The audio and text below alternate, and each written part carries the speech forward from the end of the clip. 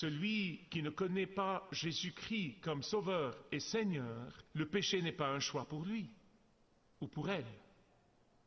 Il fait partie de sa nature. Mais pour ceux qui ont reçu Jésus-Christ dans leur vie comme Sauveur et Seigneur, pour les croyants, le péché est un choix.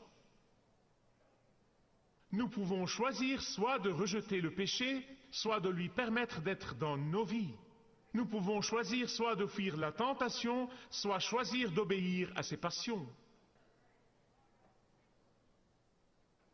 Pourquoi? Parce que la grâce de Dieu procure la transformation. La grâce de Dieu procure un mode de vie transformé. Et cette transformation a lieu dans nos vies, à chaque instant, jour après jour, heure par heure, pendant que nous comptons complètement sur sa force. Je fais toujours attention de ne pas vous dire qu'à l'instant où vous priez cette prière de reddition, tout va bien, vous êtes très bien. Non.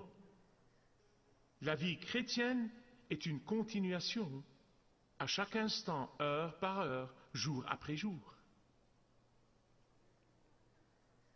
Jean le Baptiste a dit, il faut que je continue à diminuer afin qu'il continue à grandir.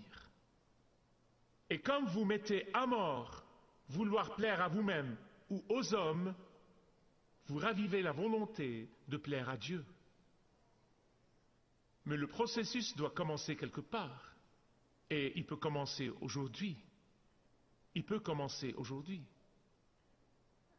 Et quand cela arrive, vous éprouverez la vraie joie en servant le Seigneur. Ce n'est pas une corvée, ce n'est pas que vous êtes obligé de le faire, ce n'est pas par culpabilité, mais vous aurez hâte de servir le Seigneur en servant les autres. La vraie sérénité qui ne dépend pas de l'approbation des autres sera vôtre. Vous connaîtrez la vraie intégrité qui ne vient pas de votre désir de vous adapter aux opinions des autres. Vous connaîtrez la vraie paix qui ne vient pas de votre désir de faire bonne impression sur les autres.